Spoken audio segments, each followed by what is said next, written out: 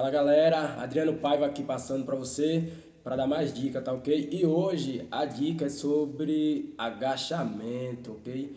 Eu filmei, fiz um vídeo onde o foco foi leg day, né? Foi membros inferiores. Desculpa, eu tô um pouquinho rouco, mas tudo bem, vamos lá. E aí eu fiz com foco um pouquinho no glúteo, na parte posterior da perna. Mas antes eu queria falar sobre alguns mitos do agachamento, ok?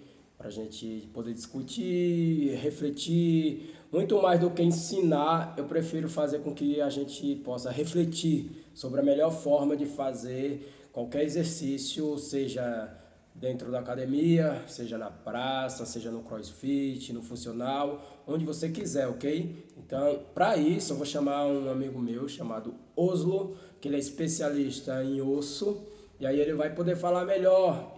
Aliás, ele vai poder exemplificar melhor essa questão do agachamento, que um dos primeiros mitos que eu queria falar é sobre a amplitude do agachamento. Muita gente fala que se descer muito, além dos 90 graus, que é aquela posição que a gente fica sentado na altura da cadeira, como eu estou aqui, vai machucar o joelho se descer muita amplitude. Outros falam que tem que descer até mais, um pouquinho, certo? Então, o Oslo vai poder explicar melhor isso para vocês. Outro detalhe também que o Oslo vai falar é sobre o posicionamento dos pés e sobre essa questão de o pé avançar ou não para frente do joelho, ok?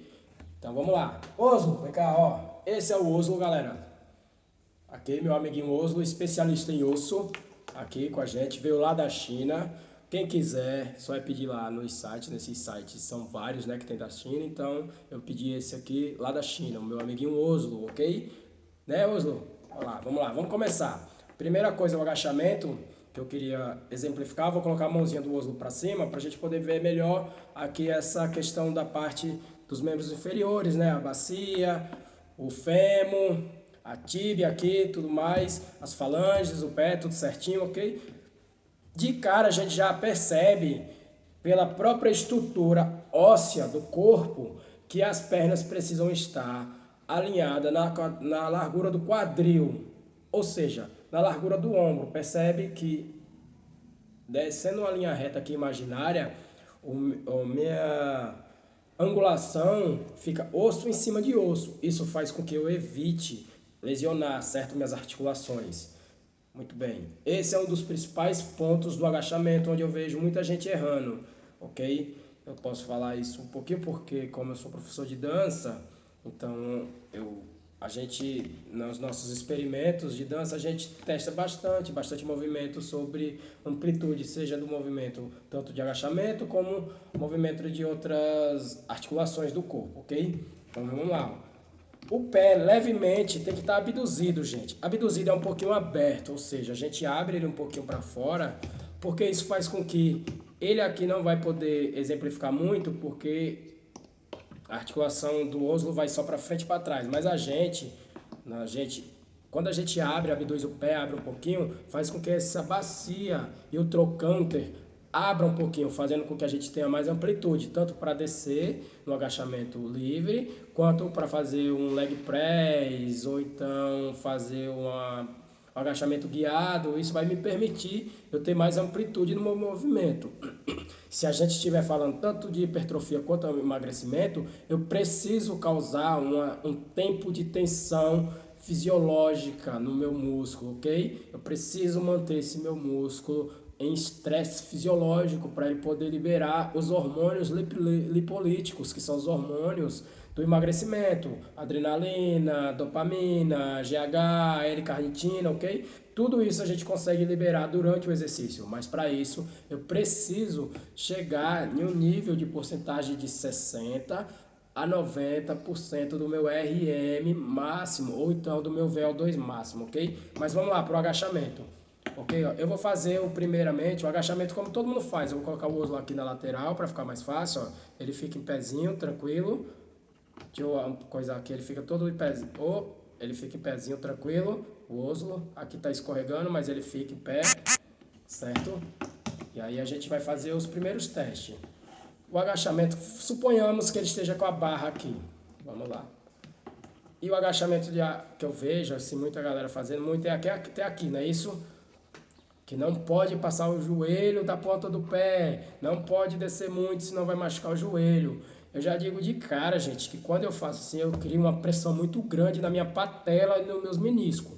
Isso provavelmente causa muito risco de lesão, ok? Principalmente se eu tiver alguma patologia pré-existente ou existente já, no caso, isso causa um risco muito grande, aumenta muito o risco de ter uma lesão durante a execução do exercício. E se vocês perceberem, quando eu soltar o osso aqui, ele vai tombar.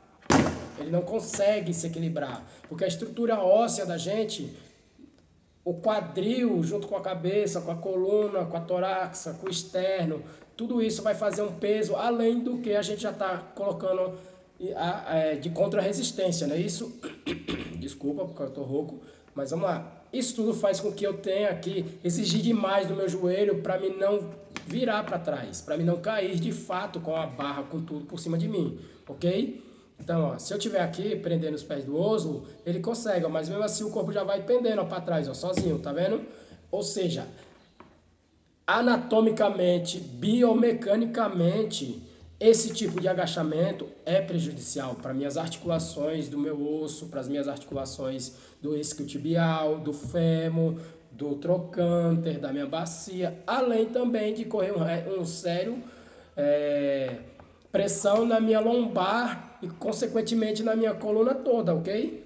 Vamos lá. Outro detalhe, é assim também que eu vejo as pessoas fazerem. Assim, apesar de parecer que, deixa eu virar um pouquinho aqui, que tá, muita gente eu vejo assim fazendo, com a coluna um pouquinho na frente, não tá errado, galera. Por quê? Tem gente que tem o osso fêmur maior, aliás, todo mundo tem um osso fêmur maior, é o maior osso do corpo humano, é o fêmur, ok? Mas tem gente que tem essa parte da coxa, não sei se vocês conseguem perceber isso, muito grande, especialmente as meninas, nas mulheres, ok? Então, para mim conseguir fazer um agachamento anatomicamente e biomecanicamente mais condizente com o meu corpo, com o meu biotipo, certo? Eu preciso dar uma inclinação, uma leve inclinação para frente e agachar.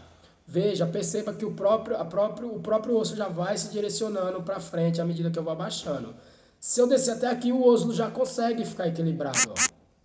Ou seja, é um movimento anatomicamente que favorece a minha amplitude. Eu passei dos 90 graus, perceba que ele está um pouquinho abaixo, os 90 graus seria mais ou menos aqui, uma altura de uma cadeira para o oslo, ele passa, ele está mais ou menos numa angulação de 70 graus de amplitude, ok? E aí ele consegue se equilibrar. E aí esse tipo de agachamento já é interessante para a gente, porque aqui eu já vou ter ativado, além de ativar todos os músculos do meu quadríceps, eu vou precisar também ativar toda a minha musculatura posterior da coxa, do meu glúteo. Eu vou precisar ter os membros superiores também exigidos, os eretores da coluna, fortalecendo assim minha lombar, minha cervical, que eu vou estar aqui com a barra abaixo da cervical um pouquinho, ok? Na linha das clavículas, aqui nessa parte posterior da clavícula, né? Ou seja, das escápulas, a barra fica um pouquinho acima da escápula, para não machucar também minha cervical. E aí eu consigo ter uma amplitude que já é muito boa, tanto para hipertrofia, quanto para gerar um estresse fisiológico na minha musculatura, gerando essa liberação dos hormônios lipolíticos, como eu falei, ok? Mas se você tem uma amplitude, um alongamento muito bom, se eu fizer esse agachamento que o Oslo está fazendo aqui, ó, que eu consigo manter todo lá certinho, equilibrado, osso em cima de osso, apesar do joelho estar um pouquinho à frente da linha, isso faz com que eu libere meu quadril, libere também meu fêmur, libere minha pelve. Isso tudo anatomicamente é favorável para o agachamento. Se eu venho um agachamento só até os 90 graus, ou seja, o meu corpo vai estar muito inclinado à frente, o meu joelho não vai passar da linha do pé, percebe? Está na mesma linha. Mas aí eu não consigo manter o equilíbrio. Ó. Se eu tiver com um peso muito grande, que foi o que aconteceu com a menina lá no México, eu vou terminar virando para frente com a barra por cima de mim, ok? E outro detalhe, se a gente não pudesse também agachar até embaixo, com o joelho passando da linha do pé, ninguém cagava, não é isso? Desculpa a palavra, mas ninguém ia no mato, quem já morou no sítio sabe disso, vai no mato rapidinho ali e sem essas frescuras todas que existem de angulação de 90 graus, de 70, de 60, ninguém cagava. Ficavam lá certinho, ou então se escorava numa árvore. Não é isso? Não. Você chega no mato e desce até embaixo mesmo. A palavra simples é isso, é descer. Descer o máximo que eu consigo. Tanto para aliviar meu joelho, como aliviar minha bacia, meu trocânter, minha lombar, minha cervical, e aí eu vou podendo cada vez mais ter amplitude de movimento, alongamento, consequentemente, quando eu faço o agachamento com amplitude máxima, os meus tendões e os meus ligamentos vão alongando junto. Outro fato também que é mito, precisa alongar antes de fazer exercício?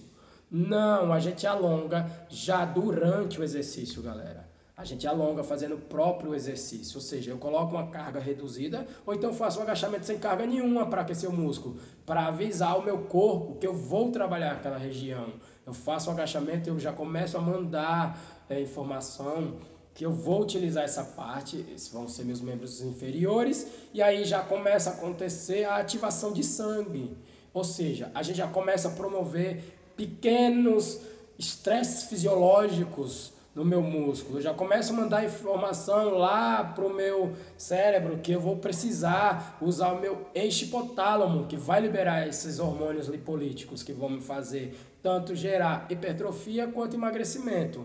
Ou seja, eu já aqueço fazendo. Mesma coisa serve para os membros superiores, peito, dorsal, braço, antebraço, tríceps, ou seja, qualquer um, ok? Eu já aqueço fazendo o movimento. Até porque, na minha opinião, isso é uma opinião particular, eu não vejo sentido nenhum ficar meia hora na bicicleta, meia hora na esteira, meia hora no elíptico, seja qual for o que você gosta de fazer, aquecendo um músculo que não vai ser utilizado depois. Ou seja, eu estou aquecendo as pernas e vou fazer peito. Qual é o sentido? Que lógica faz isso? Estou aquecendo a perna e vou fazer bíceps. Ou seja, claro, eu não estou aqui para falar o que é certo nem errado. Isso é uma opinião própria minha. Assim, eu sei que muita gente gosta de fazer a bicicleta para fazer o cardio, para usar como emagrecimento. É uma ferramenta muito boa, mas eu pergunto para você, há quanto tempo você está na academia, que você faz sua meia hora de bicicleta, sua meia hora de esteira, e você não percebe mudança nenhuma no seu corpo? Porque não vamos falar também em perder peso. Perder peso não quer dizer que eu estou perdendo gordura. Eu posso estar perdendo líquido, perdendo massa muscular, inclusive. Se eu estiver fazendo um déficit calórico além do meu limite, eu vou estar perdendo massa magra e estou perdendo peso. Mas gordura, será que eu estou perdendo realmente? Será que minhas medidas lá, minha cinturinha está afinando? Será que o meu ombro está ficando mais largo? Minhas pernas estão realmente ficando mais grossas? Meu bumbum está ficando mais empinado? Ou será que está indo tudo junto, né? Eu estou fazendo lá meu cardio, além de não estar percebendo mudança no meu corpo, eu estou colocando em risco meu trabalho de musculação, porque eu estou fazendo com que meu corpo vá buscar energia nos meus músculos. Enfim, fica a dica, galera. Se gostou, me segue, manda um oi. Se tiver alguma dica, pode perguntar para mim no direct, pode falar comigo, não tem problema. Eu gosto de, inclusive, explicar. Na verdade, não é nem explicar, é criar essas reflexões. Eu gosto de fazer comparativos, analogias, né, Oslo? Eu gosto de mostrar, exemplificar também a partir seja de um coleguinha, seja eu mesmo fazendo exercício na sala de musculação ou fora dela. Ou seja, eu acho que a gente aprende quando compartilha e quando a gente divide nossas dúvidas e anseios e isso. É isso, galera. Quiser, me segue lá, pergunta. Se não, só segue mesmo, vai me ajudar bastante. Me assista lá no YouTube também, que vai me ajudar bastante. É isso, galera. Por hoje é só. Valeu!